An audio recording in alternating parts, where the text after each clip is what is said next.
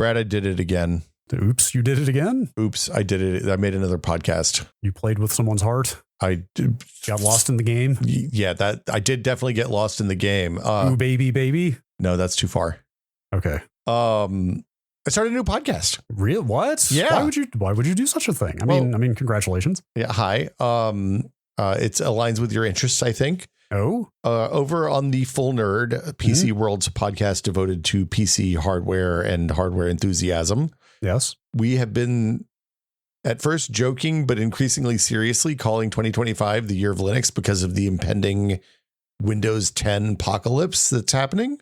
I think it just is. I think that ship may have sailed. I think the year of the Linux desktop has arrived. I think we're in it. So we were like, hey, we should do a Linux podcast about running desktop Linux. And so we started doing it. And it turns out it's real good. It's real nice to not have your operating system always trying to sell stuff to you. Ads in your face constantly. Yeah. Upsells. I got one the other day. I logged in, I got up and turned on my computer, and first thing, as I often do, consider using Windows backup. I frequently am in here before the sun is up with the computer on. And I've got everything tuned nice and dark for the early hours, dark UI and everything. Full screen, giant, bright, white splash screen. Hey, Office 365. Hey, OneDrive. Like, dude, I'm not even awake yet. Operating system, like, get out of my fucking face with these on full screen bright white ads. You know what the best part about those ads is? You get them if you're paying for Office 365.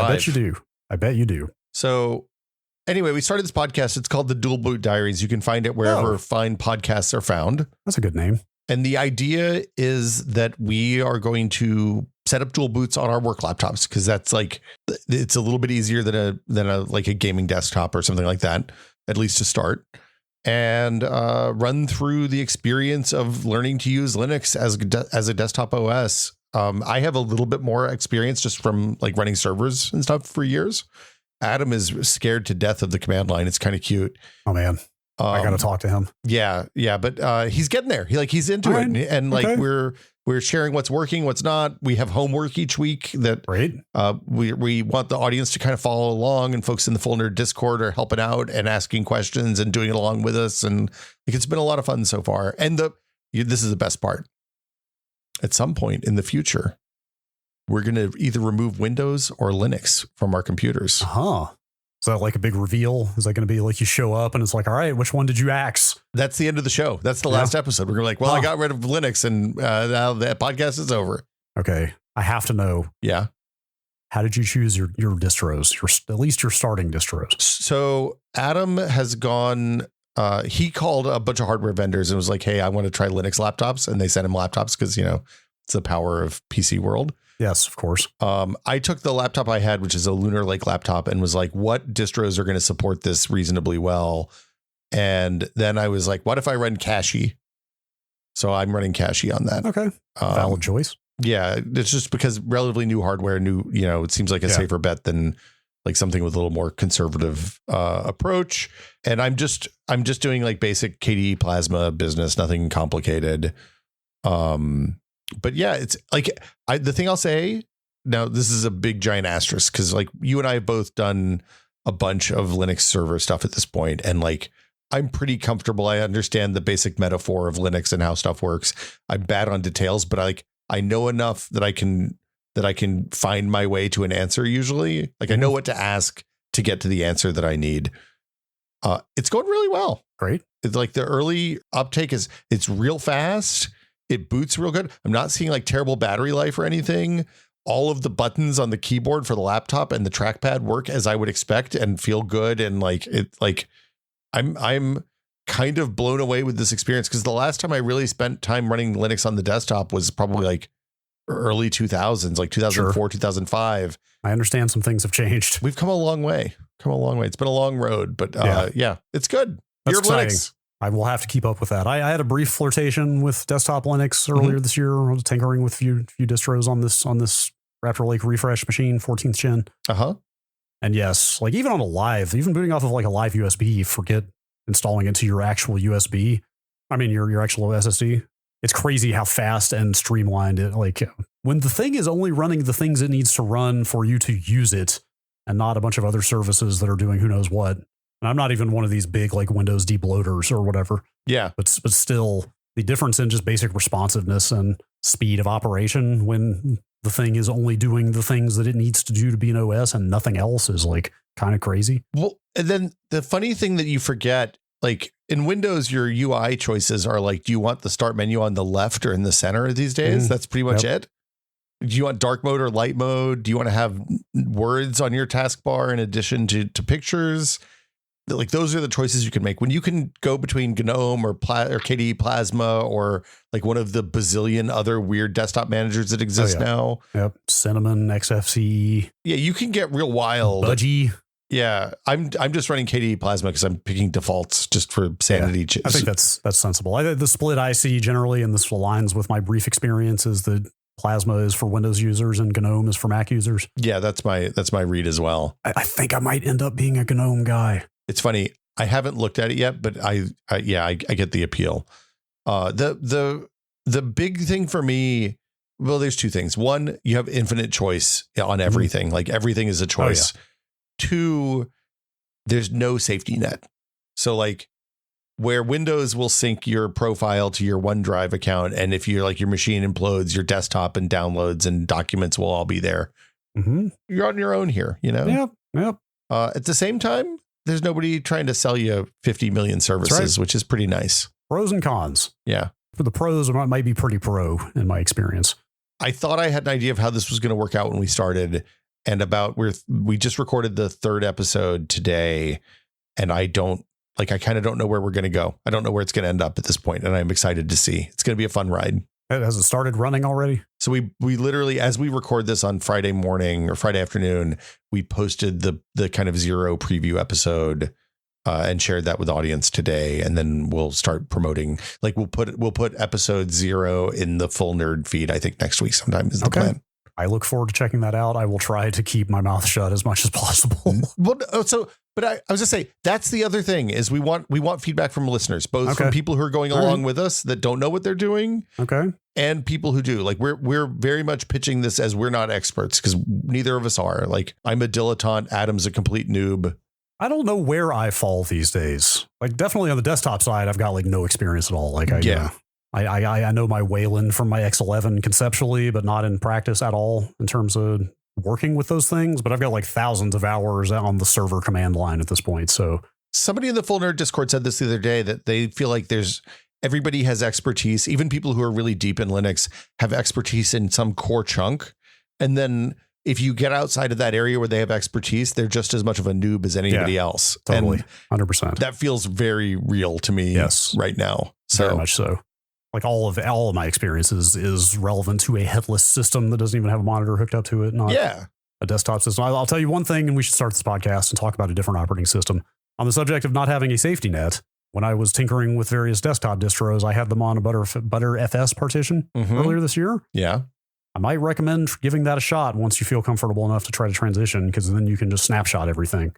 I'm running Btrfs. Oh, you are? Yeah. So I Cache defaults to Btrfs. Oh, really? Interesting. Okay. Well, then just get up to speed on how the snapshots work and then make snapshots before you do anything potentially catastrophic. And then it's quite easy to just roll back. That is a super duper good idea. And I wish I had done that about 2 weeks ago. So yeah, well, hey, listen to episode 1. We get into it. Anyway, I guess we should probably start the show. Okay.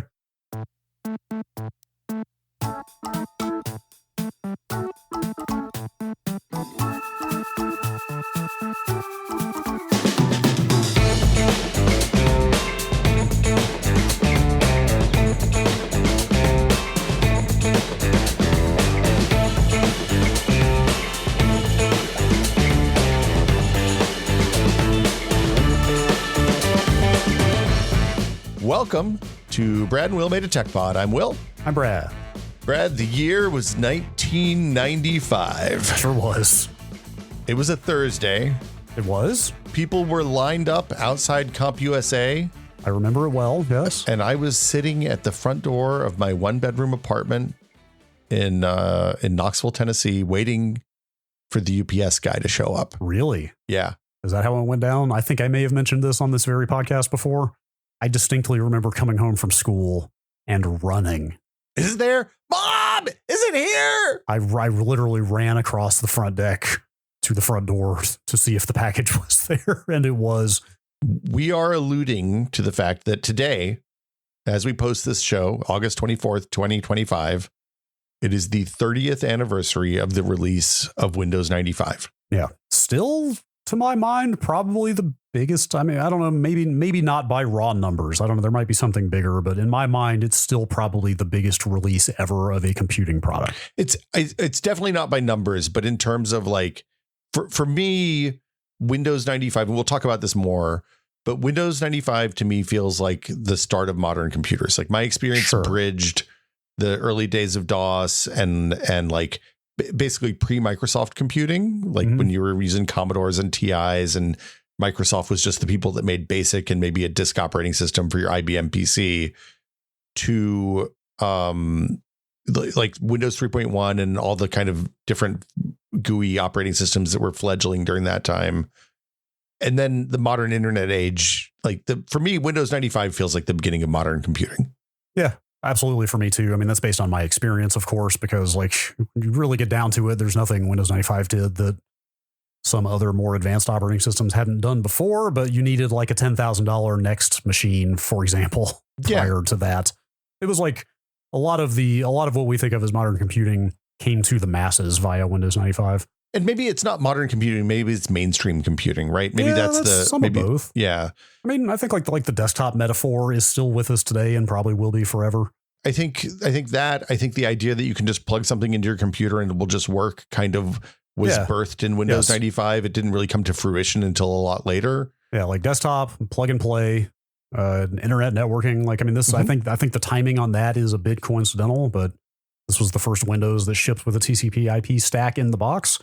That's true. And happened to be, in my case, I think you were already in college, so you probably already had some form of actual internet access, right? But I was still on BBSs in 1995 when this came out, but it was not that much longer before we got our first home PPP connection. Yeah. So I had shell accounts, but I was using everything, like I was using the internet at the command line still, right? I was using links and hitting Usenet groups and reading them the old fashioned way in a text interface. What was the, I don't, not to derail with my headless text-based perversions. Do you remember what the newsreader was? What the terminal newsreader was? I think you just typed Usenet, if I recall. Okay. Like it's weird because like you learned about how to do that stuff by let's see, at that point I was on a Unix machine because I took CS100 that year specifically so I would get access to the Unix machine instead of the VAX. But to use the internet before then, and you could slip or PPP into a real shell connection, like a real computer connection at that time, but they kind of didn't tell you how to do it because everybody was on Windows 3.1 and you had to buy, like that stuff didn't ship with Windows. So you had to buy a modem package from somebody that had the dialer and the terminal program and all that stuff. Wow. Yeah. Like, did Windows 3.1 not have a terminal built in? Not built in. Interesting. In neither did 3.11. Okay. So yeah, and those packages were expensive. It was like $100. Yeah. So yeah, like the basic thing that they gave you when you signed up for internet access to the university when I was a freshman in 93 was a floppy drive with a dialer, a terminal. It was all that stuff, like the open versions of those that they just really distributed. Yeah. You said 93? This was September of 93. Oh my God, dude, that is a full 3 years before we got our first home internet connection. Yeah. So but that was the eternal September. That was the eternal. Yeah. Like I was the first group of people that ruined the internet. You were in the vanguard of ruining the internet. Yeah. And I think I've talked about it before, but there were like in my freshman dorm, I went to Vanderbilt for a year before I transferred to UT because Vanderbilt was stupid expensive. And also I got terrible grades because mistakes were made. Go on. The Vanderbilt freshman dorm, we had like a lounge at the end that was supposed to be like the common area for the floor, but they overbooked students. So they made these Malaysian exchange students live in the lounge. Like 9 people lived in the lounge. It was wild. Like, I can't believe they did it. Anyway. I assume it was no longer open as a lounge at that point. No, it was their room at that point. Right. But it was also super weird that they put all these guys that don't speak super good English and they made them live in the common area. But they taught me how to use IRC because they would use IRC. Yeah. Like their family members would go to cafes and they'd hop on IRC and they'd be on IRC at like 1 o'clock in the morning talking to their mom and their uncles and their aunts. Like IRC was like the proto WhatsApp, right? It was the free means of international communication before when there was nothing else. So I learned about FNet from those dudes because like computer nerds, all the same nerds, it turns out. Mm-hmm. And it was like a very gradual learning. Like I learned how to search library collections by using Archie and Gopher and things like that. And you learned about Usenet because you wanted to go hear people bitch about Will Wheaton or Barney or whatever on the funny alt.binaries domains. Or news groups. And but other than that, your computer was kind of an island, right? Yep. Your Windows 3.1 machine was just a thing that like you had a word processor probably, and you had maybe a spreadsheet if you were a science student. And you maybe had a couple of games that you'd bought and had discs for that you would put in when you wanted to play. But there wasn't a web browser. It wasn't easy to get information from outside the computer or even get new software on the computer, honestly. Yeah. Or, even in my case, once we got a modem, we got a 14.4 modem. Yeah. At home. There were like 3, I think, BBSs local to me that I didn't have to pay long distance for. It's wild. We didn't have any BBSs. It is crazy to me. Like I lived in a relatively small town in the mountains, but for whatever reason, we had people around. It was a big county. It was like, it's a very large rural county that encompassed like multiple townships, that kind of thing.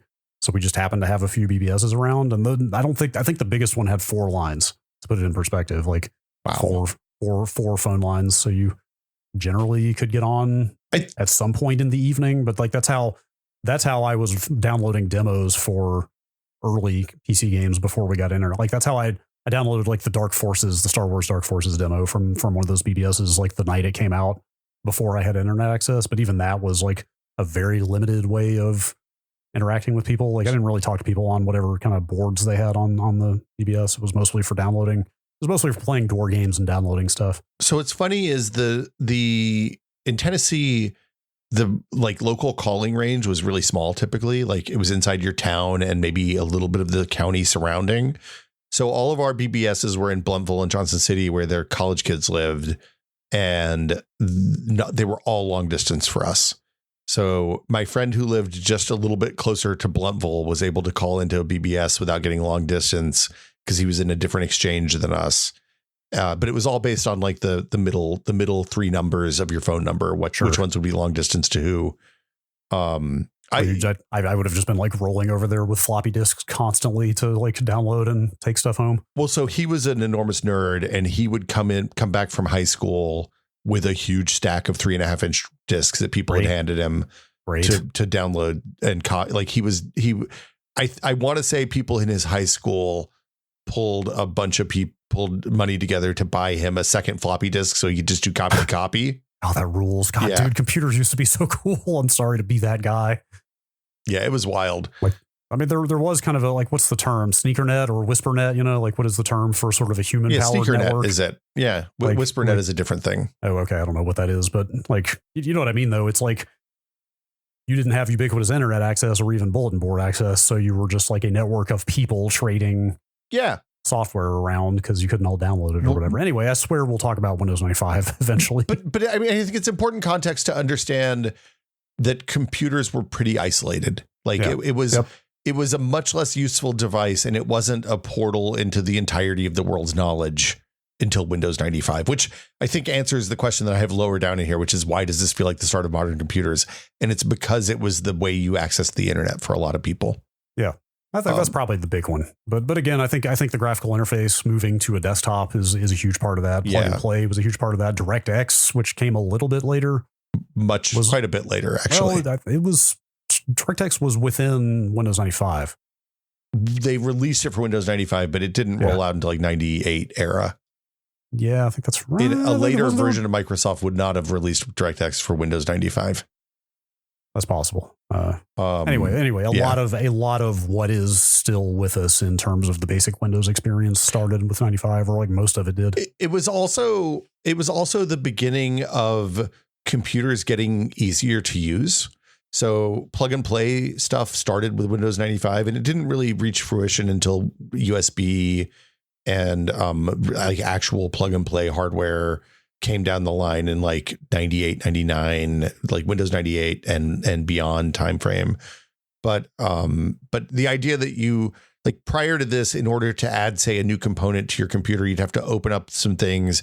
There'd be a bunch of little dip switches or jumpers you'd have to change. It was really, really complicated and fraught with peril, and not getting it right meant your computer would no longer work and you have to take it to some nerd someplace for them to fix it. Yep. And then like the idea that we're basically using the same, like, so I set up a Windows 95 VM before we started working on this episode. Yeah. I did too. We're both using 86 box, which this might actually just turn into like a stealth 86 box episode, because if you used or enjoy old computers, 86 box is the best thing ever made. It's pretty good. I do think it's important to distinguish. I don't know if it's accurate to call that a VM. I mean, I know for colloquial reasons it's fine, but 86 box is actually emulating the entire stack from the BIOS on down, like all the hardware in the computer. Like even specific computer models, like there's gateway computer, like a gateway Pentium 200 in there. That's right. Like, yeah. Like it's not using virtualization hardware on your CPU and doing a generalized like sandboxed bootable machine. Like it is literally emulating every piece of the hardware from an era appropriate computer. So it's a slightly different thing, but it's a more accurate thing for this time. Agreed. Especially because, as we'll get into, it gives you the truest, most pure Windows 95 experience, which is hunting down drivers and trying to make them work for your stuff. It's really true. I'm setting up TCP/IP on my Windows 95 VM right now. Yeah, so like this episode might be a little scattershot because there's so much to talk about here, but that was one of the things that jumped out at me as I had a Windows 3.1 86 box machine that was sitting around, so I upgraded that to Windows 95 last night. And one of the things that jumped out at me in the upgrade process is when you go through the networking setup, they do not include TCP/IP by default. You have to dig through like 2 layers of menus to flip that switch on to make it install that, because like I guess at that time there just weren't enough people using the internet on a desktop for them to think it was necessary to install it. It was well, I mean, they didn't ship a browser with Windows 95, right? No, you had to buy Microsoft Plus to get Windows Internet Explorer 1.0. Or you bought a package that had for Windows 3.1 that had a dialer and all this other crap that also included disks for Netscape Navigator. So I was gonna say there's other stuff though too, like the taskbar and all that being the UI being essentially the same for the last 30 years is kind of wild when you think about it. It really is. I mean, I'm sitting here looking at my Windows 11 interface, and it is conceptually the exact same thing as is sitting in a window, an 86 box window, like same. Well, it's not called a system tray, but same system tray, same start menu. My icons are centered now. I'm a lefter for life. I'm a lefter lifer. Wow. It's 32-bit was another thing that was new here. That was a big change. And and the supposed stability that came along with that. I mean, in practice, maybe it was not exactly bulletproof, but I do in my mind, I do remember it being a pretty vast improvement over 3.1. It was generally better, I would say. Yeah. Yeah. Like I went through the Wikipedia page. There's a ton of info on the Windows 95 Wikipedia page about dependence on MS-DOS is the name of the section. And the best I can gather, DOS, I always understood that DOS was still running underneath Windows 95, but I don't think that's quite accurate. It was kind of a cooperative situation. Like the terminology they use is demoted after boot. After boot, MS-DOS is demoted to a compatibility layer for 16-bit drivers is how it puts this. So DOS is still hanging around under the hood of Windows 95, but I think any like pure Win32 programs that you're running are basically not touching it at all. Is my understanding. That seems right. Yeah. It's like that was the kind of thing that people used to argue about on the internet a lot in the early internet days of Windows 95. Well, especially because I was reminded going through this Wikipedia page, you could tweak things to boot into MS-DOS 7 on the Windows 95 install. You could actually have it bypass or not start the graphical shell and just boot to a DOS 7 prompt, which I think probably led to a lot of people believing that it was still just DOS under the hood. I mean, like one of the things that you used to do, especially if you had a low RAM machine back then, was you would build floppy disks that were boot disks with the Windows 7 the DOS 7 command.com and use those to make a bootable, essentially turn your PC into a console. You just jam the TIE Fighter disk in and it would launch TIE Fighter right off of the disk. But for me, the defining moment was installing this. I got a whole buttload. Even though I had a CD-ROM drive, I got a whole buttload of floppy disks when I ordered it. Really? Yeah. By choice? I think so, because I want to say I bought a full install rather than an upgrade. Oh, so I was, there's a plethora of information out there about this stuff, but it's all fairly poorly documented. So I was reading a debate about this very subject the other night, and it seems like the common belief is there was no CD-ROM full retail release of Windows 95. Yeah, I believe that to be the case. Yes, that it was if like a full retail, like you don't need to own any other Microsoft product release was only on floppy, and the upgrade was only, or the CD was only upgrade. Basically, like you could only get the quote unquote upgrade version that you needed a Windows 3.1 copy to kind of validate. And I think with the upgrade version, it wasn't even that you needed to validate it. It's that you had to start the upgrade process from inside Windows 3.1. So you can do it from the command line, but I just went through this last night. So you can do it from the DOS shell, but it tells you when you do that, it says, we're going to check your hard drive for a valid previous Windows. If we can't find one, you're going to be required to put in floppy disk 1 of Windows 3.1. Oh, okay. So there's probably ways these days to even defeat that. But, I'm sure, yeah, but they did go out of their way to check for valid Windows on the upgrade CD. But it wasn't. I mean, I guess there was a key, but it's not like they checked with the key online or anything like that. That came later. Yeah. The thing so they were going through the install process for the first time in 30 years, 25 years probably, was wild.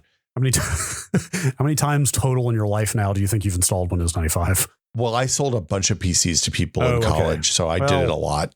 Okay, that kind of pollutes the tally a good bit. For me, I couldn't even guess, but it's like probably in double digits, I would have to assume. Like I definitely like hosed installs or thought they started feeling clunky and wiped and reinstalled numerous times back in the day. I'm definitely high double digits. Because I didn't sell a ton of PCs, but I probably built a dozen, more than 24 PCs over 4 years of college, and sold them to people. It was the thing that struck me was the stuff that they were selling on the splash screens during the setup process. Because on Windows 3.1 you install, it's just a command line text mode installer. There's no opportunity to advertise. This is very clearly the dawn of the $$ Microsoft era. Because like, hey man, did you know that we have the Microsoft Network? It's an affordable and easy to use online service that connects you to the world of electronic information. I'm looking at the icon right here on my Windows 95 desktop. Yeah. Did you know that Windows 95 is the easiest Windows yet? You can click the start button to quickly open programs, find documents, and use system tools, or use the taskbar to switch between programs as easily as changing channels on your TV. Yep, that's right. Look, they wanted a return on that $1 billion marketing campaign. Well, but like the stuff that they're advertising is really like it's the most basic table stakes for using a computer. Hey, you can switch applications. You can launch programs. Sure. You can find your documents. You can use long file names to make your files easier to organize and find. It's really like, it's really wild how rudimentary the whole thing is. Yeah, fair. Although, I mean, the MSN stuff is a pretty big milestone in the embrace, extend, extinguish philosophy. Oh, yeah. Like that was like, this was basically the beginning of Microsoft trying to insert themselves into news media and all kinds of stuff. Well, I mean, like MSNBC just stopped being MSNBC the other day, right? It did, although they kept the MS part. Yeah. They dropped the NBC part. They kept the MSN part. Well, it's MS Now, I think is what it's called now. So it's still MSN, but yes. Yeah, it's weird traveling back in time. Okay, so people lined up at stores to buy this. People were lined up at CompUSA. People were lined up at Best Buys. They had midnight events. I think Bill Gates went to a midnight event, didn't he? I think you can find news footage out there still of him like handing out the first copy or whatever. In Redmond, probably. It's probably all Microsoft employees knowing what I know now, but yes. They had an upsell. If you wanted to give Microsoft more money, they'd sell you Plus. Yeah, of course. On the day there, you get a bad Internet Explorer. It's not even called Internet Explorer. It's just called Internet. The browser. Really? Yeah, it's called the Internet. I mean, the hype for this thing was like real. Like, say what you want about maybe they seeded some midnight events with employees or whatever. Like, the hype for this thing was unfucking believable. Jay Leno bits about it. Right. Like they, there's the whole Rolling Stones Start Me Up thing, which at the time I remember in the news being reported as Microsoft buying that song Lock, Stock, and Barrel. Do you remember that? No, they didn't. They just paid. They could not possibly have bought the song Lock, Stock, and Barrel. I could have sworn I remembered in 95 the news reports being that Microsoft had literally bought the rights to that song, but maybe that's not the case. That's wild. I can't find any evidence of that. So maybe I inflated that a bit in my memory, but like there was the Matthew Perry, Jennifer Aniston, like sitcom advertisement thing. Do you remember that? That was later, wasn't it? No, that was around launch, I believe. Really? Yeah, I'm pretty sure that was pretty close to or at launch. I'm fairly certain. Yeah, yes, that was right around launch. Oh, wow, it was. I forgot Friends started before Windows 95.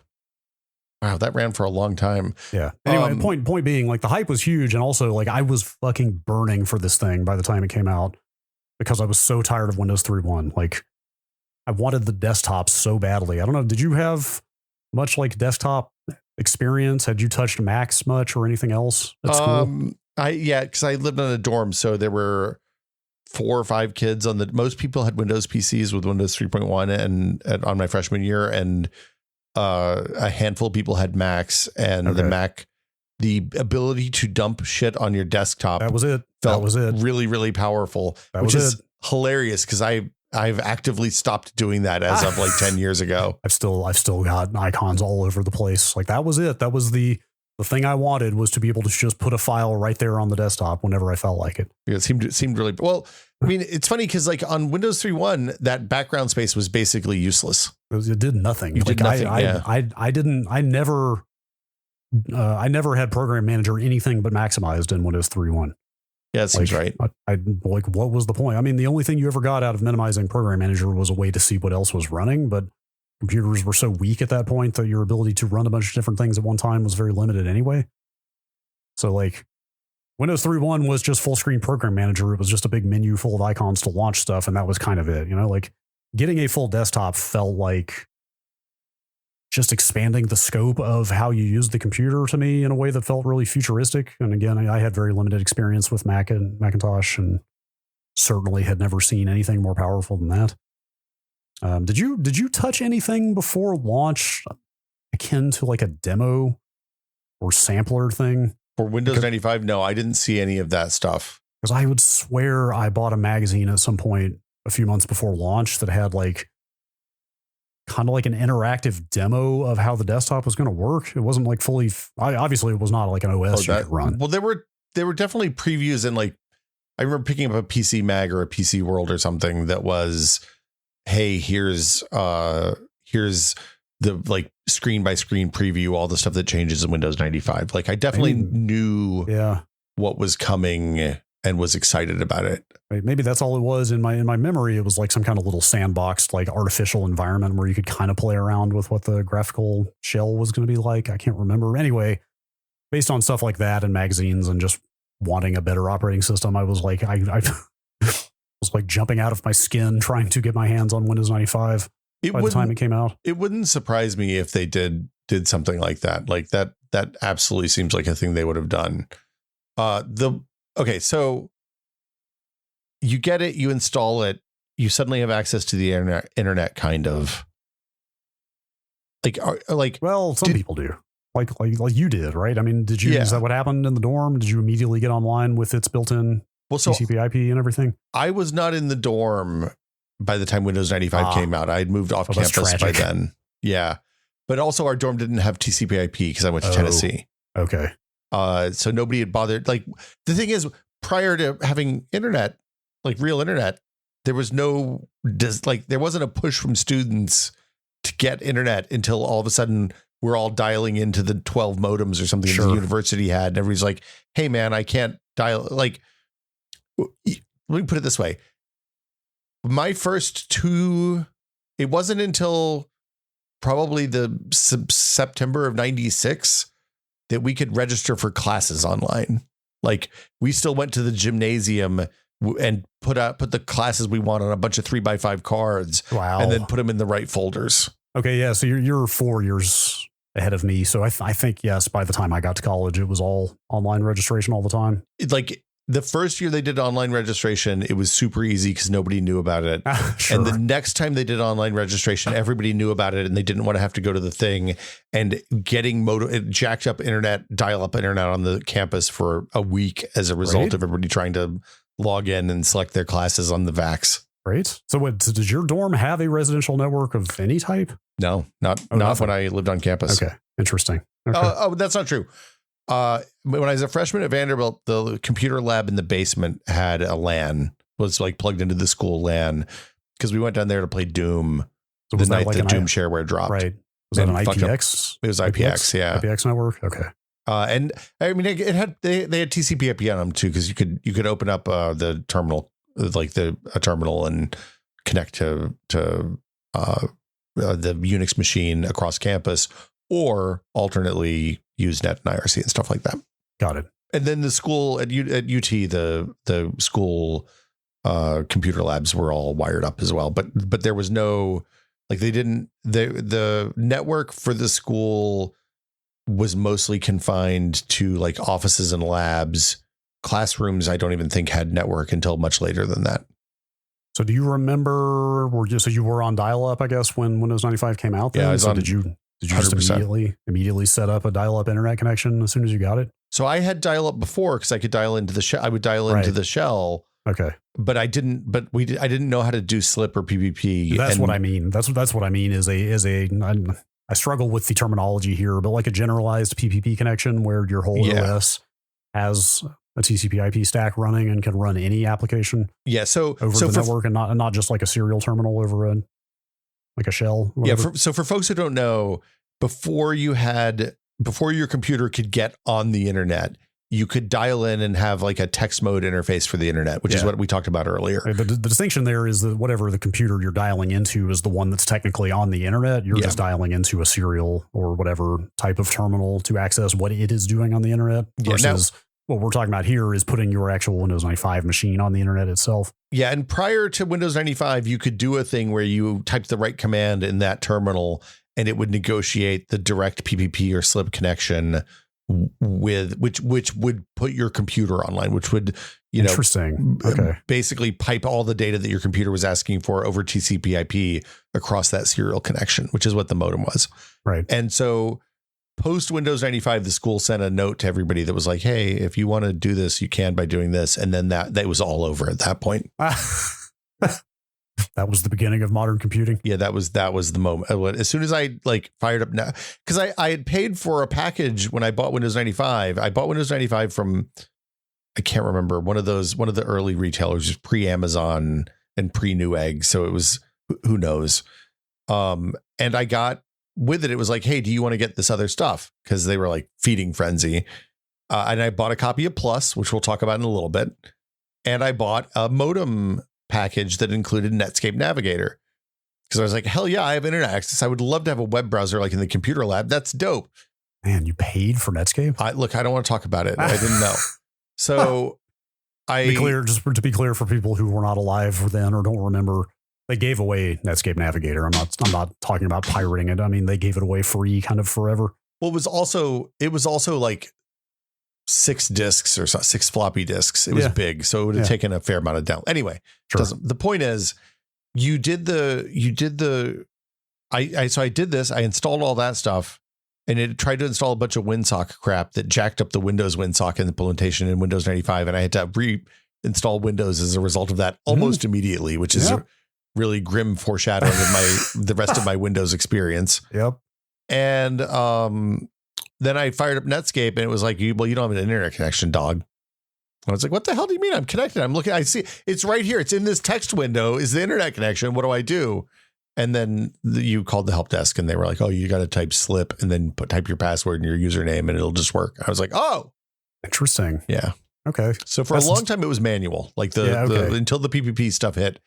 Cause there were, as I recall, there were like, you basically, if you had a slip connection, your ISP would hand you a script that would do the login for you. And those were probably ISP specific.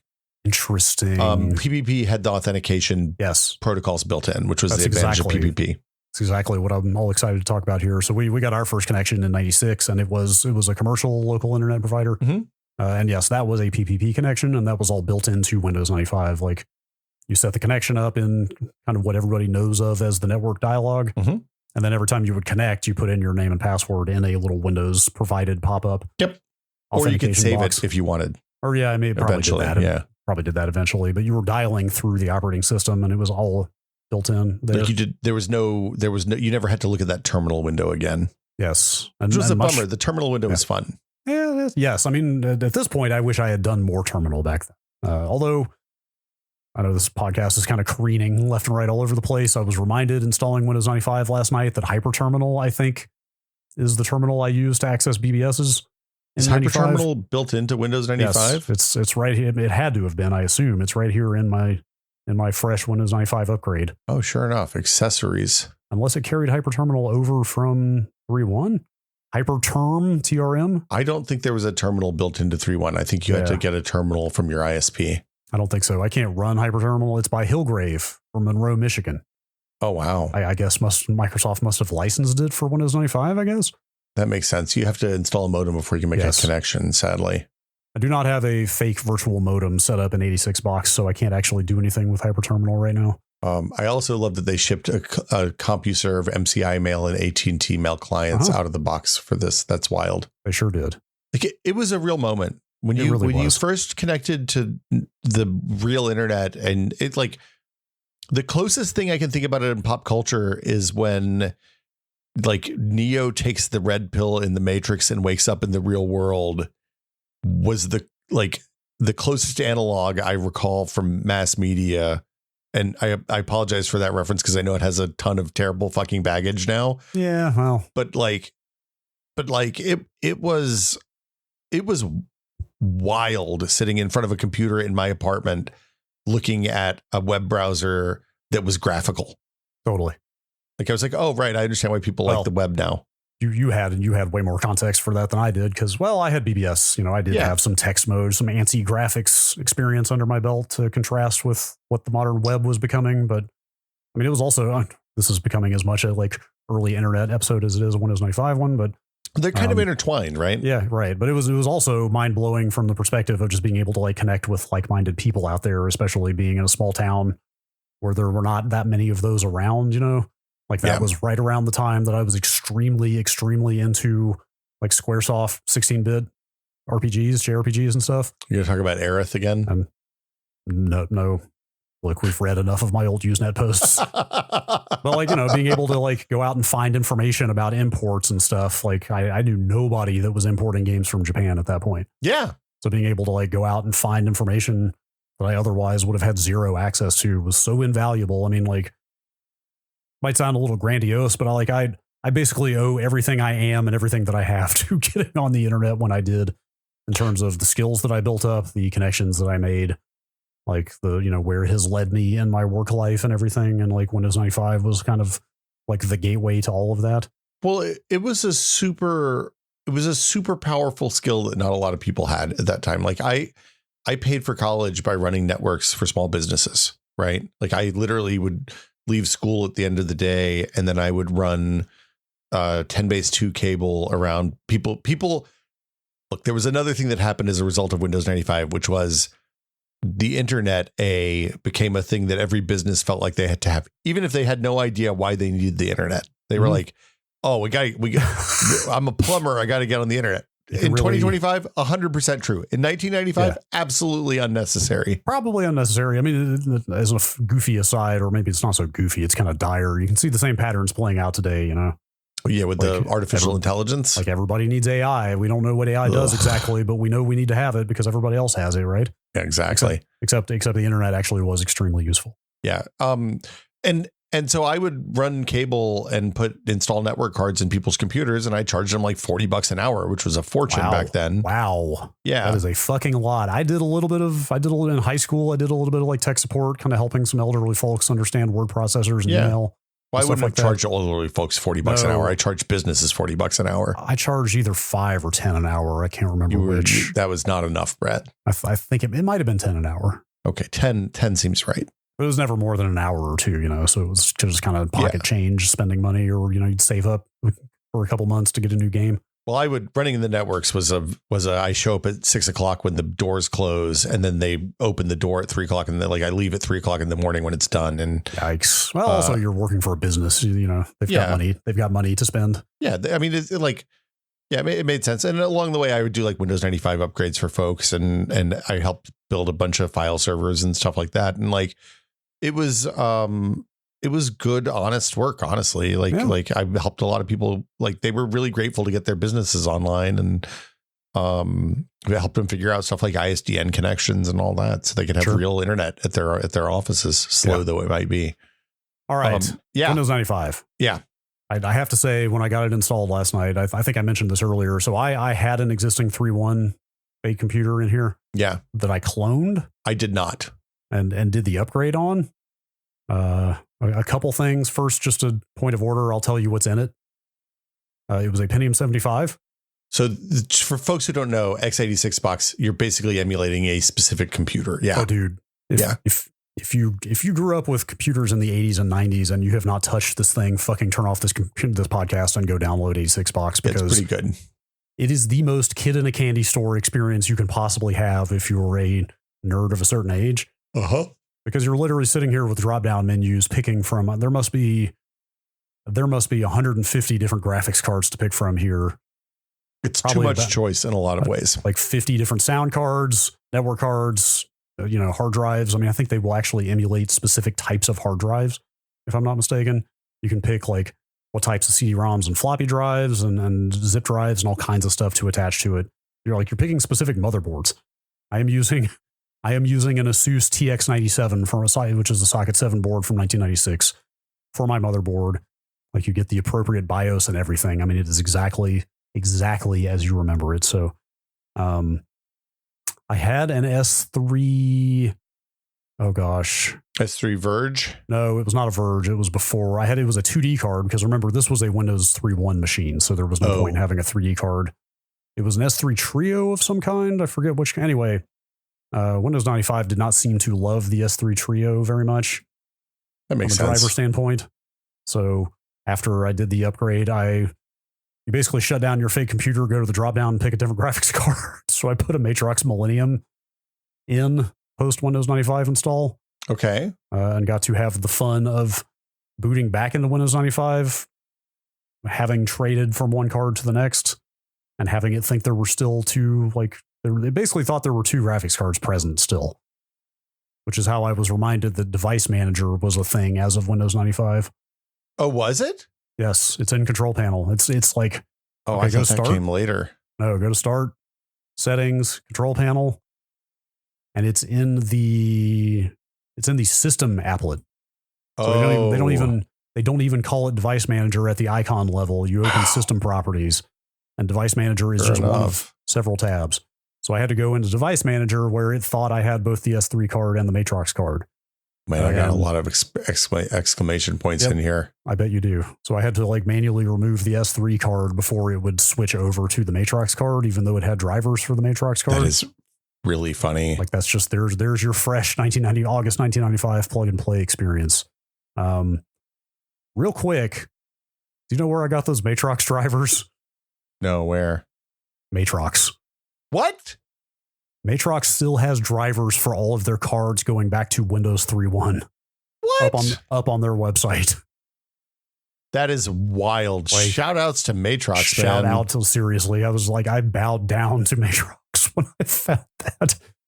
That is freaking unbelievable. It really is amazing. Like it's like a time capsule.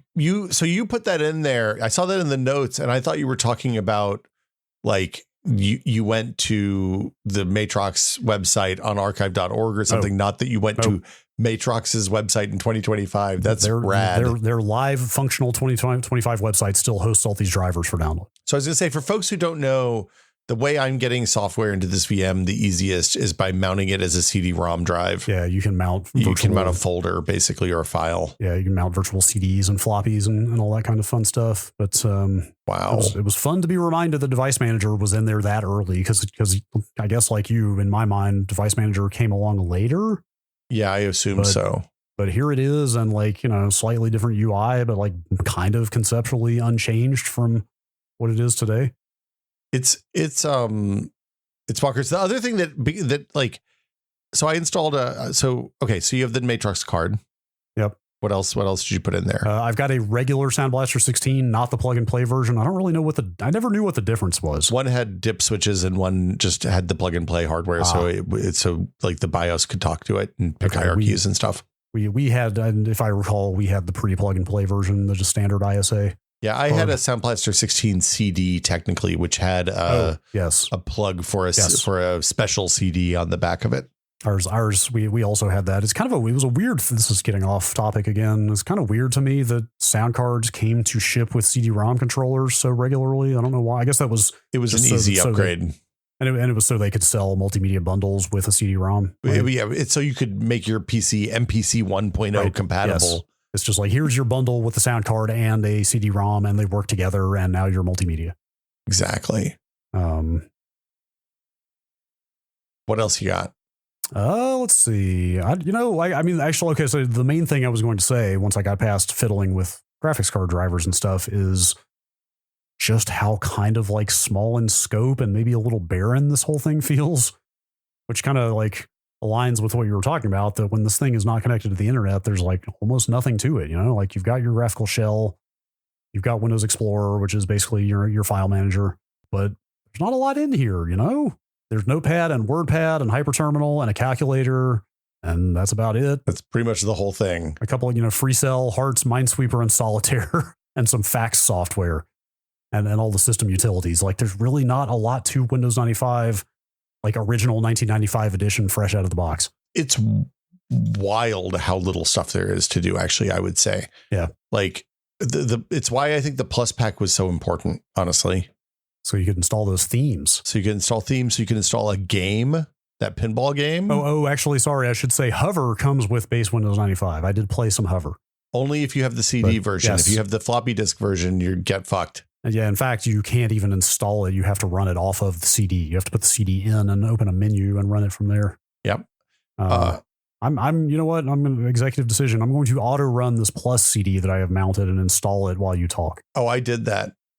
Oh boy. So, okay. So I have, I did a Matrox Millennium 2 as my graphics card. 2 as well, not a Roman numeral 2. Roman numeral 2 is what I chose. There is a Millennium 2.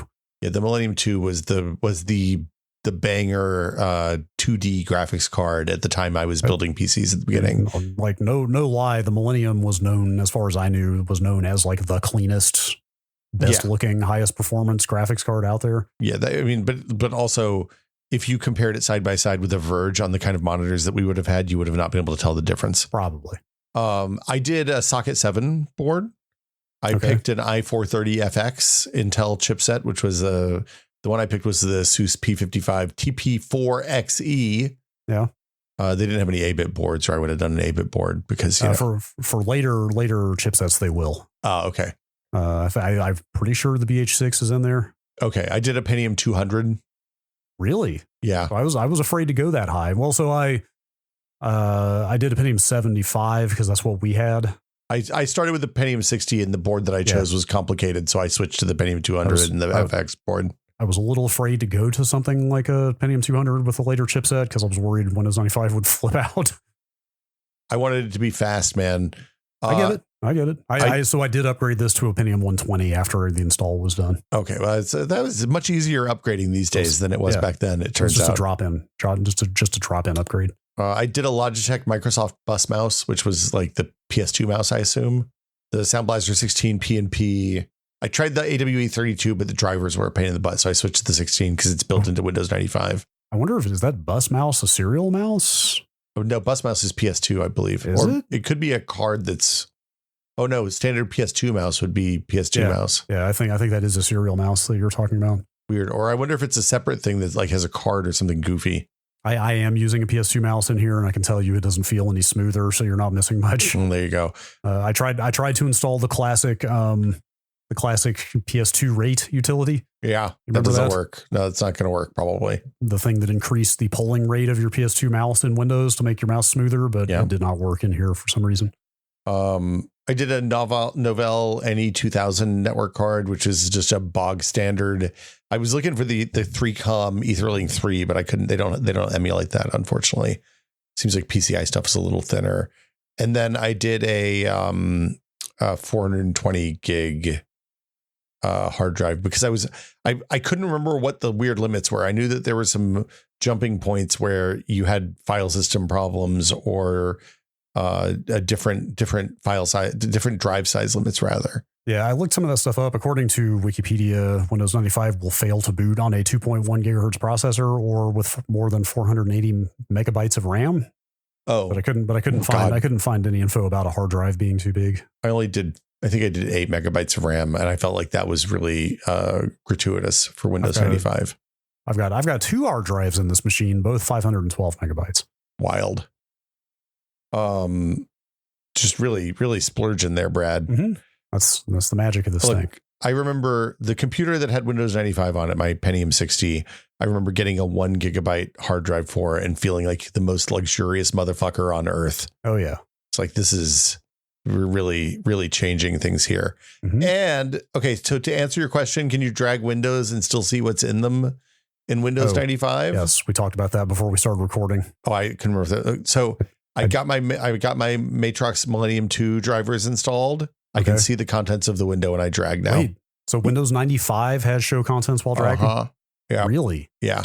I was thinking that might not have happened until Windows 98. Nope. Windows 95 works. Man. Okay. I might have to put a Millennium 2 in this machine. God, this Matrox Display Properties app that they install with the driver, it has the normal gray, but then it also has just a close-up macro shot of a Matrox video card on the gray.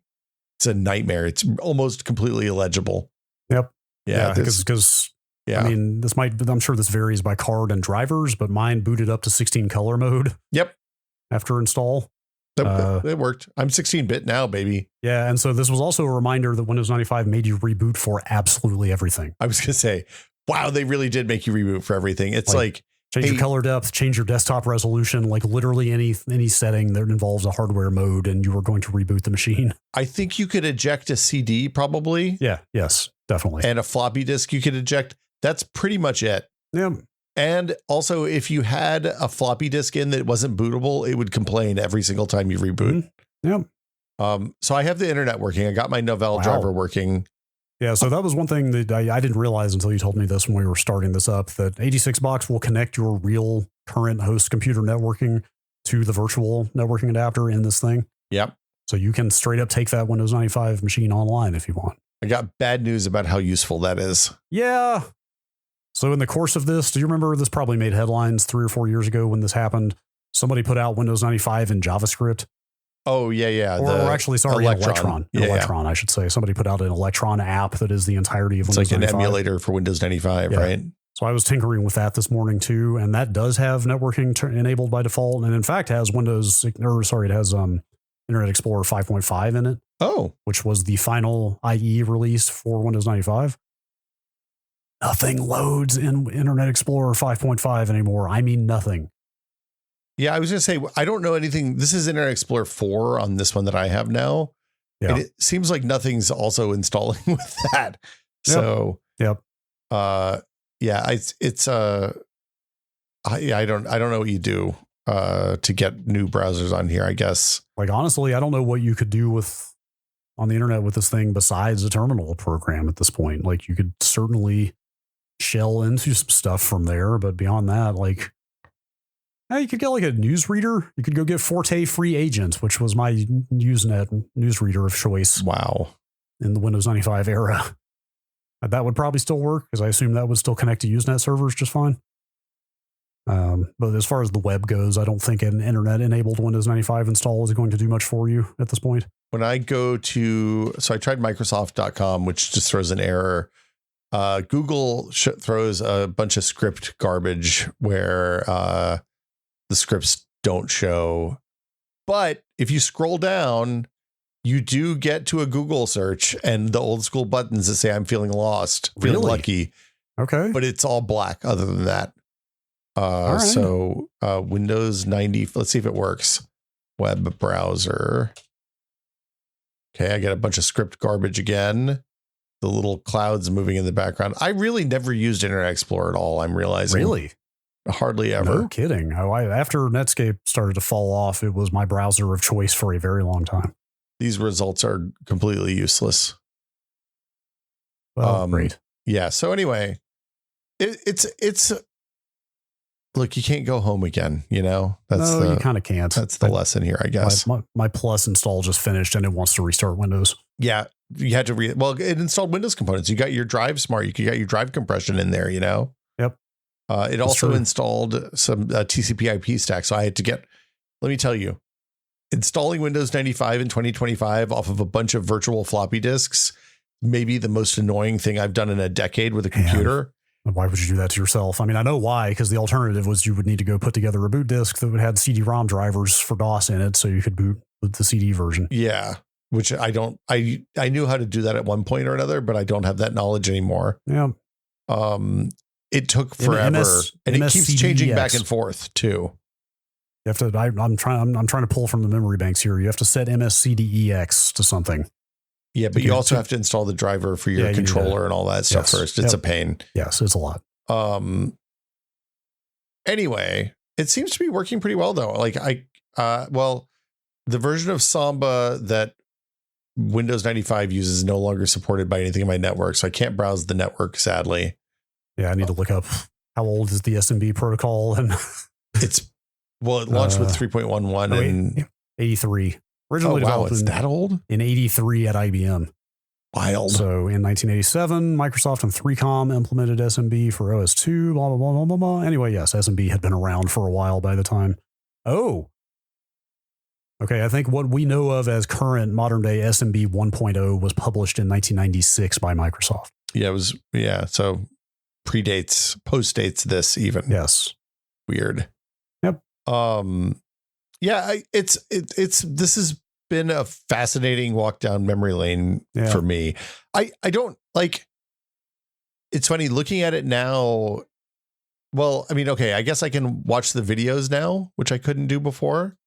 The videos that are on the install CD, the Weezer and you want to talk about this thing feeling futuristic. Nothing compares to opening up that CD and watching that Edie Brickell video or the Weezer Buddy Holly video or that Rob Roy trailer. The autoplay when you put the Windows 95 upgrade CD in your computer is, hey, we have a Windows 95 tour.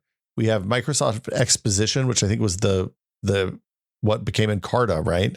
I mean, that sounds right. It's Encyclopedia. There's Hover, which is a game, a fast-paced game of bumper cars in a huge 3D maze, and cool video clips. Cool video clips.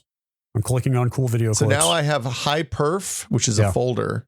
Yeah. Oh, those are the good versions. Yeah, so the High Perf is where the better versions of the same videos are. And they use slightly better codecs. And these were like, I don't even know, these are all like CPU software only codecs. Like I think they might be like Intel Cinepac or something like that, like some very, very early video compression. And uncompressed audio, if I recall, because I have tinkered with these video files before, because of course I have. And if I'm not mistaken, the audio in these predates audio compression. It's just uncompressed like wave, PCM audio, but they're all like 11 kilohertz because they have to be fit to play on the CPUs at the time. Yeah. The good time is the Edie Brickell video, right? Yep. Wild. Like listening to that song still feels like the future of computing to me. Yeah. It's PCM 22,000 hertz, 22 kilohertz. Okay. 16-bit stereo. Yep. And it's 320 by 240. Yep. 24-bit color. 2000. It tells you how many frames it is. 2,912 frames, and 15 frames a second. Cinepack. I don't even know what the name of this video player is. I think it's just video. Like it doesn't have a name. Like the title bar is just the name of the file. It's wow, you're not wrong. And the controls are play and stop, and that's it. You can drag the bar and scrub. Yeah. I don't think I realized this was Edie Brickell at the time, for what it's worth. Extremely nascent digital video playback on a computer. I mean, this is like the year after the Sega CD came out. You know, this is like not long after the first time I ever saw full motion video on anything. Well, I was going to say, like, if you wanted to do video on a computer prior to this, you kind of had to have like dedicated hardware to handle the video rendering. Right.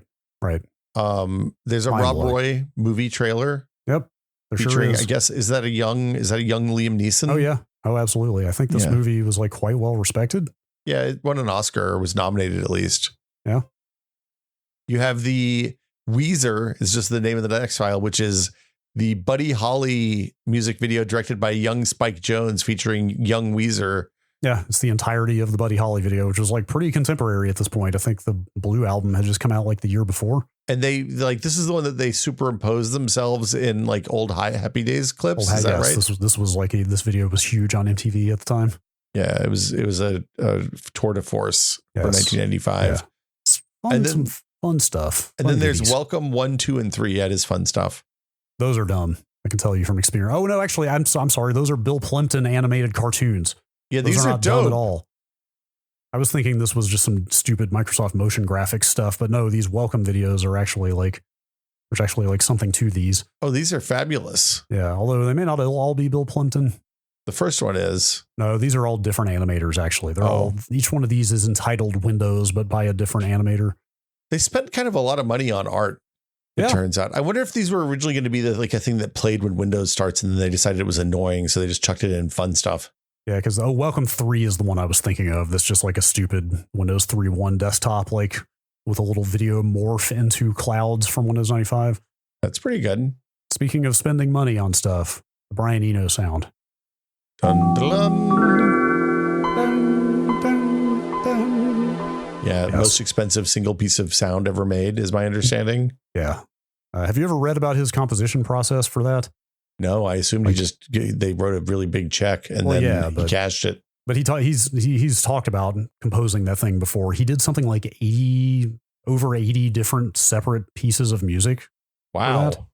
Before they finally picked one. Do you think Bill Gates was standing over his shoulder the whole time being like, no, not that one? I don't think so. No, not that one. No, he actually has talked really positively about the experience. He talked about how kind of creatively invigorating it was to have such an incredible constraint as having to compose a piece of music in 3 seconds. So I think he made it sound like he actually like loved doing it. And that's why he did so many different pieces, because it was just like really fun, which I could kind of see. I mean, they just call it the Microsoft sound. Yes. They literally called it the Microsoft sound. It really is. This was really the moment that Microsoft became the bad guy, right? Well, it's getting there for sure. Not quite. We're not quite in antitrust land yet, but we're getting close to it. I mean, MSN was antitrust land, Brad. Well, I mean, in terms of the government actually taking action, we're a few years out from that still, but I have always been bummed that Microsoft has never released a higher quality version of the Microsoft sound. Because it's only 16-bit? It's like, it is also, it might be 11 kilohertz or maybe 22, but it sounds like shit. It's very scratchy. It sounds like very old, low sample rate audio. Yeah, it definitely does sound kind of gnarly. What the hell is Hover? I don't think I ever played this. It's the little first person like hover tank game. Oh, I have to use the arrow keys. Anyway, if anybody from Microsoft or formerly of Microsoft who's listening and has the power to do so, please find a way to put out the Microsoft sound in a higher quality. That would be dope. Like you can find like sound clouds out there of people who have tried to use, I don't know, Pro Tools or Fruity Loops or whatever the hell to like recreate it. Some people have gotten very close to recreating the real thing in higher quality, but nobody's ever quite nailed it. Yeah, it never sounds quite right. I've definitely listened to those before and been kind of bummed.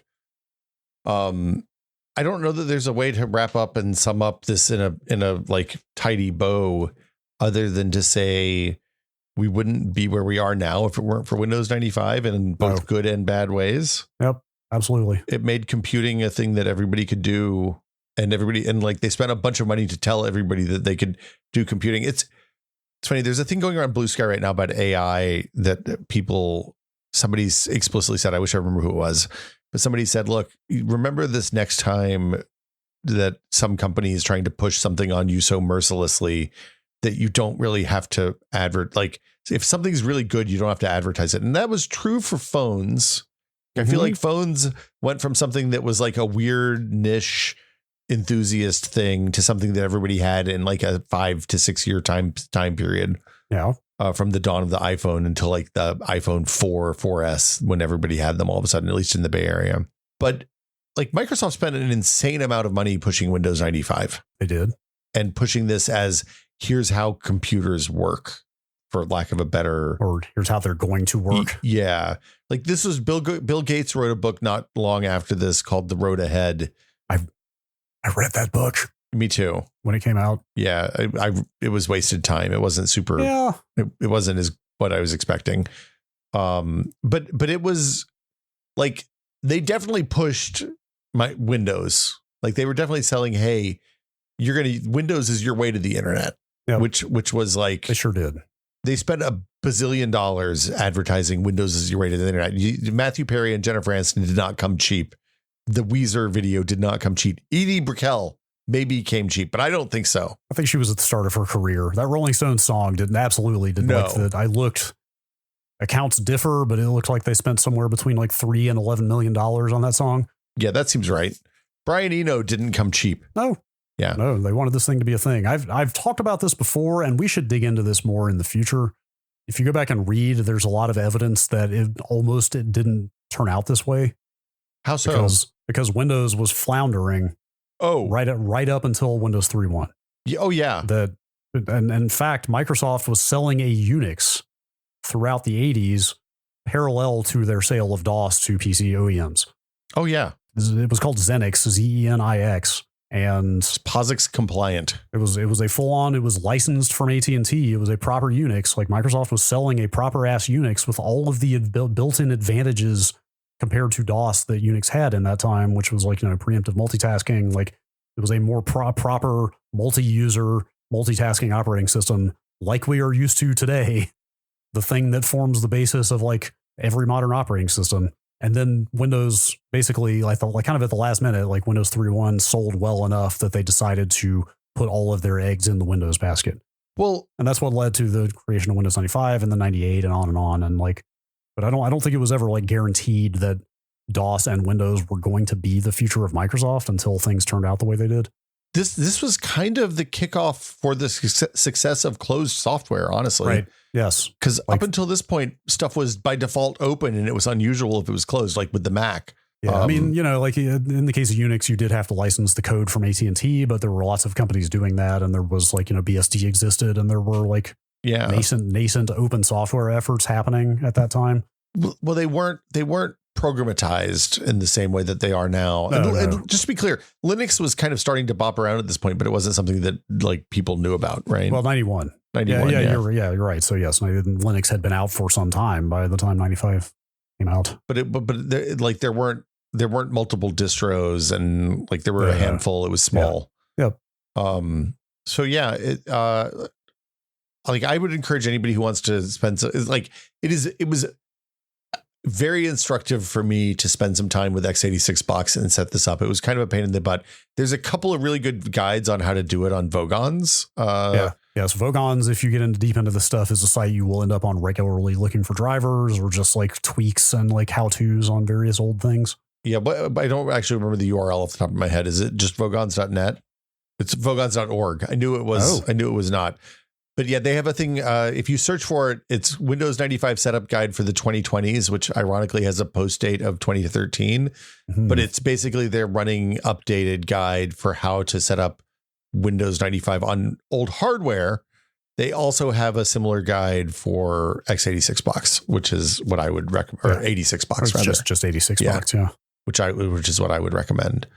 And 86 box, just for folks wondering how much modern computer horsepower it takes to run an 86 box instance for Windows 95 on my machine, it looks like it's running like 0.3% at idle.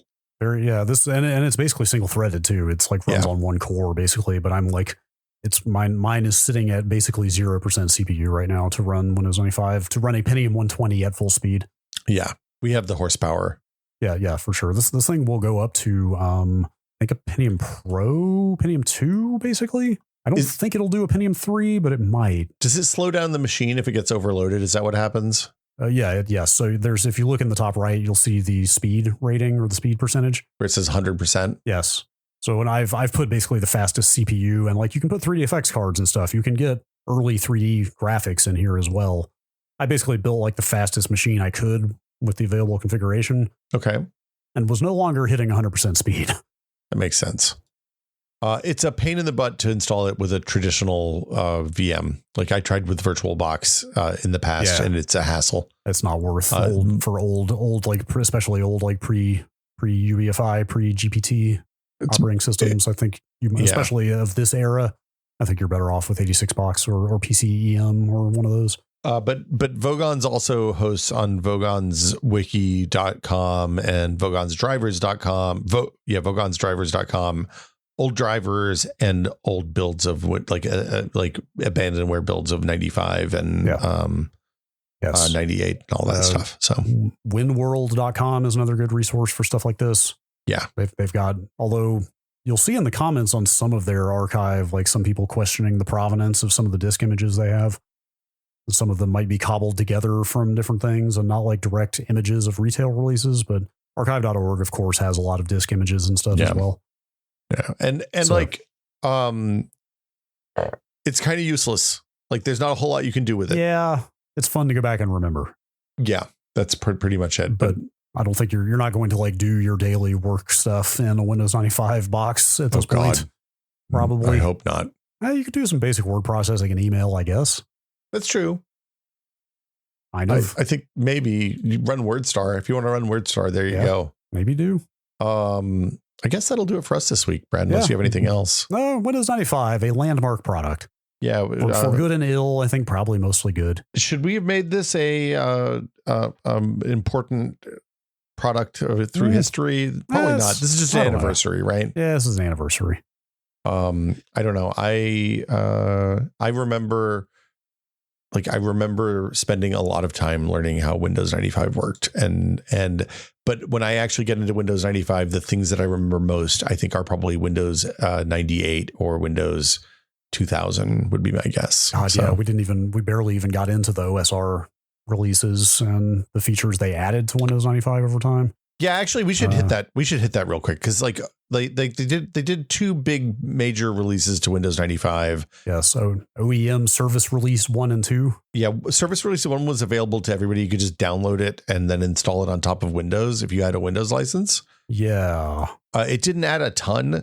OSR 2 added stuff like USB support. So I got the list actually between the two OSRs. Yeah, the list here that was added to Windows 95. Internet Explorer, drive space compression, OpenGL, DirectX, FAT32 file system support, USB support, IEEE 1394 or FireWire support. Oh, wow. AGP support or, accelerated graphics port. Yeah. Which was the PCI Express of the day. Some other stuff, Ultra DMA mode for hard drive, for disk drives. I mean, like it was a lot of foundational stuff that was being added to Windows 95 as in its lifespan. Well, in the builder community, the fact that you couldn't, unless you were an OEM, buy an OSR2 disk to install Windows to support that newer hardware was a real problem at the time. So do you remember the term slipstreaming? Yeah, that's when the people still, IT folks still do that. It's when you bundle your patches into your installed disk. You could bundle, Windows 95A. I don't remember how that got out there, but I'm looking at a list now.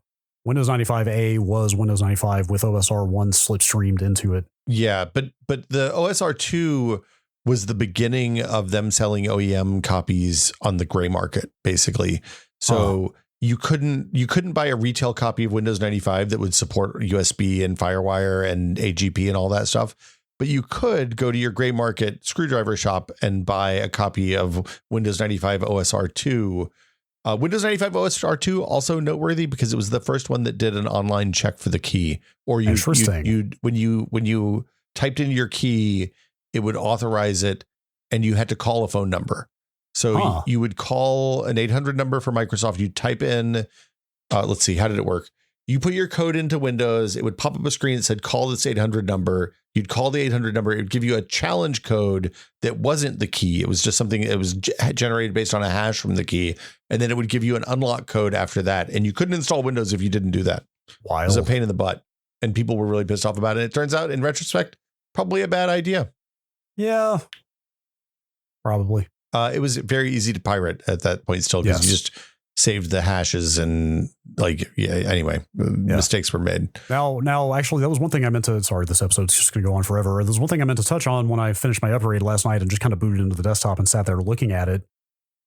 The idea of this operating system that's kind of like set in stone and can't just go online and check for updates for itself really made me feel like weirdly vulnerable. Windows 98 added the ability to do Windows Update, if I recall. So did they add? So I got on the Windows Update Wikipedia page last night and was reminded that if I'm not mistaken, Windows Update started as a website.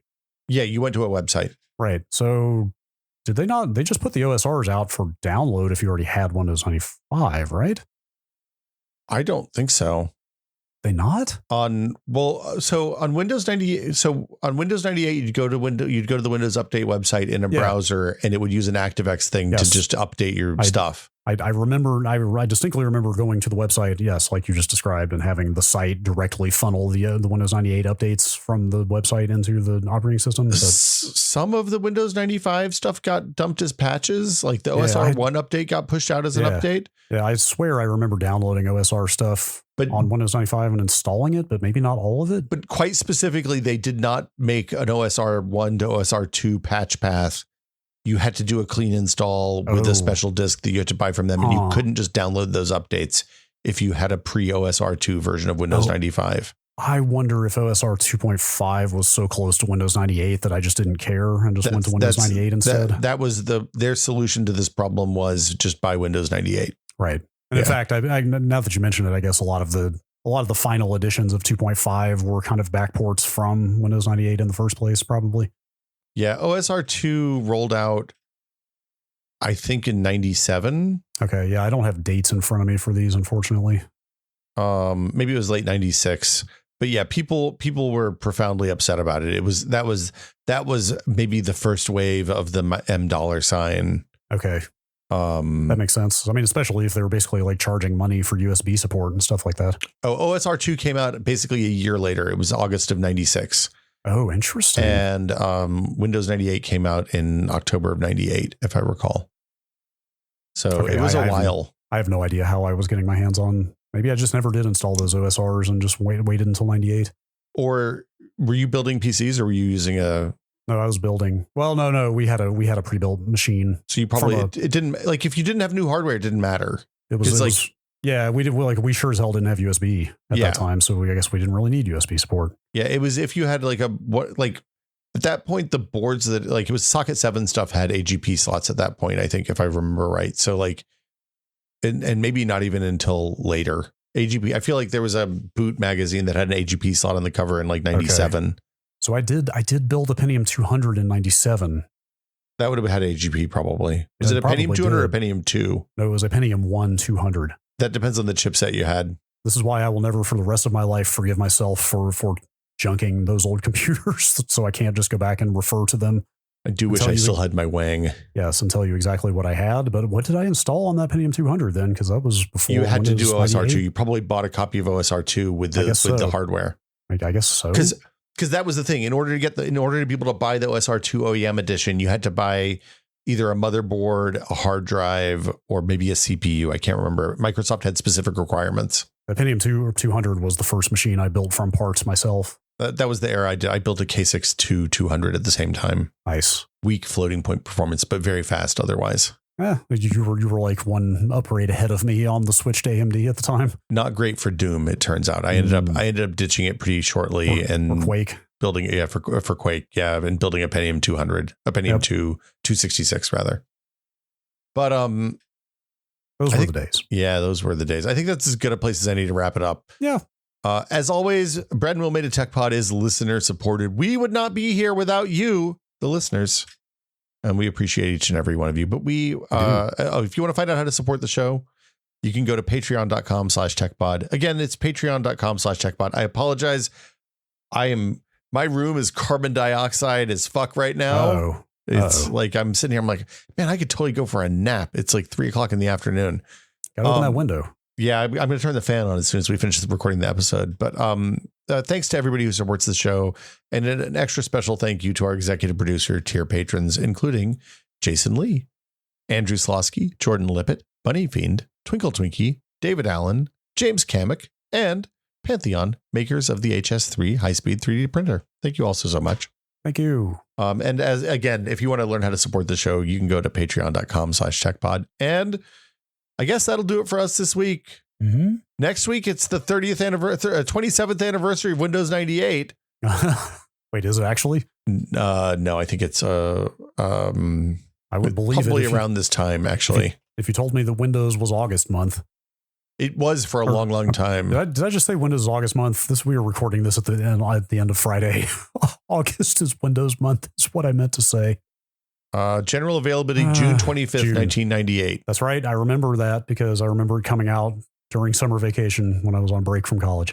It's interesting. October was Windows release for a long time because like Windows XP, Vista, and Windows 7, I think all came out in October. But anyway, that'll do it for us this week. I guess the next big Microsoft milestone is probably Memphis.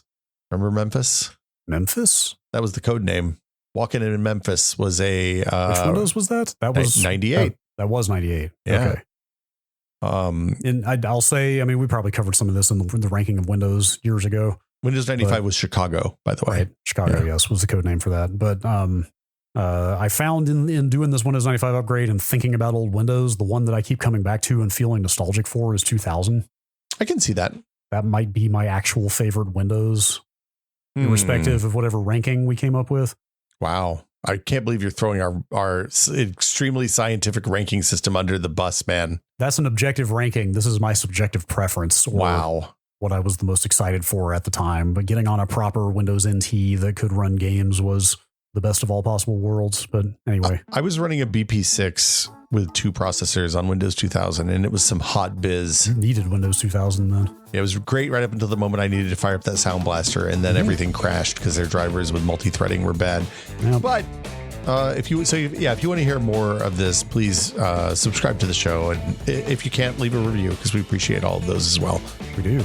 I'm going to go tell you, friend of the show and Dual Boot Diaries co-host Adam Patrick Murray told me that people can leave comments on podcasts on Spotify the other day. Oh. And I was like, oh God, we have comments on podcasts on Spotify? That's terrifying. And I went over there and everybody was really nice. It was very sweet. Great. Thank you. Yeah, well, thank you. Thanks for the comments, everybody.